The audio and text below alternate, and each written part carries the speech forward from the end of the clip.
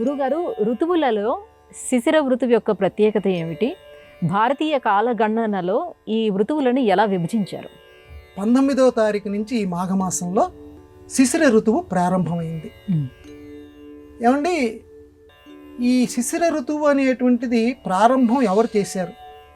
అసలు ఈ లోకంలో ఋతువులు అనేటువంటి వాటిని ఎవరు విడగొట్టారు? ఈ కాలాన్ని ఎవరు విడగొట్టారు? ఇది చాలా గొప్పదైనటువంటి ప్రశ్న.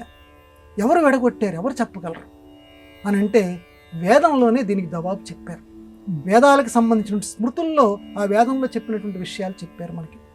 కాలపురుషుడు భగవద్గీత కాబట్టి ఋతూనాం కుసుమాకరః భగవద్గీతలో చెప్పాడు. ఉపనిషత్తుల సారం భగవద్గీత కాబట్టి ఋతూనాం కుసుమాకరః, ఋతువుల్లో నేను వసంత ఋతువుని శ్రీకృష్ణ పరమాత్మ చెప్పినటువంటి మాట. అంటే అప్పటికే అంటే ఒక 5,000 సంవత్సరాల క్రితం భారతం వచ్చిందని ఇప్పటి పరిశోధనల్లో చెబుతూ ఉన్నారు. కాబట్టి అప్పటికే అంటే సనాతనంగా అంతకుముందే ఉంది ఈ మాట.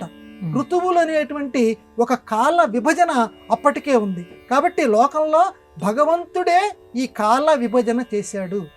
కాలాంతకుడు ఆయనే కాబట్టి, కాలకాలుడు ఆయనే కాబట్టి పరమాత్మ యొక్క విభజనే, పరమాత్మ నోటి నుంచి వెలువడేంటి అపౌరుషేయాలు అంటారు వేదాలను.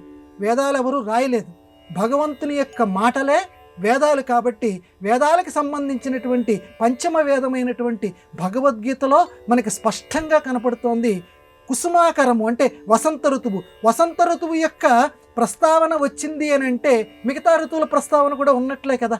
కాబట్టి కాలపురుషుడే అప్పటికే ఈ ఋతువుల విభజన చేశాడు.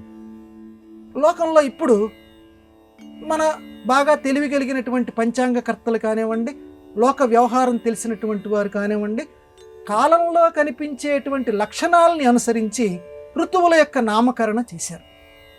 అంటే అప్పటి పేర్లనే కొంచెం ఆధునీకరించి చేశారు.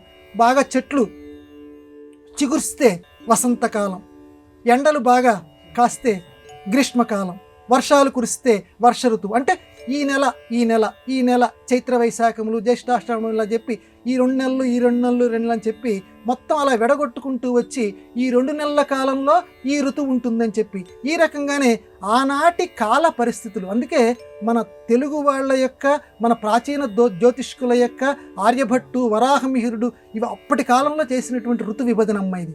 కాలంలో వచ్చేటువంటి మార్పులు శిశిర ఋతువు, తెలుగు వాళ్ళకి అర్థం కావటానికి ఆకులు రాలును అని చెప్పి చక్కగా మనం అనువాదం చేసుకున్నాం. కాబట్టి ఈ రకంగా శిశిరము అంటే వాడిపోయేటువంటి కాలం, ప్రకృతి వాడిపోయేటువంటి కాలం, ఆకులు రాల్చేటువంటి కాలం. కాబట్టి దీన్ని శిశిర ఋతువు అంటారు. నిజానికి సంస్కృతంలో పలకాలంటే శిశిర ఋతువు అనకూడదు, తప్పుడు పదం శిశిర్తువు అనాలి. శిశిర తర్వాత రూ కింద తావత్తు పెట్టాలి. శిశిర్తువు మనం పలకటానికి కష్టంగా ఉంది కాబట్టి శిశిర ఋతువు అనుకున్న తప్పేమీ లేదు. వసంత ఋతువు వసంతర్తువు అనాలి. అక్కడ సంధి తప్పనిసరిగా వస్తుంది.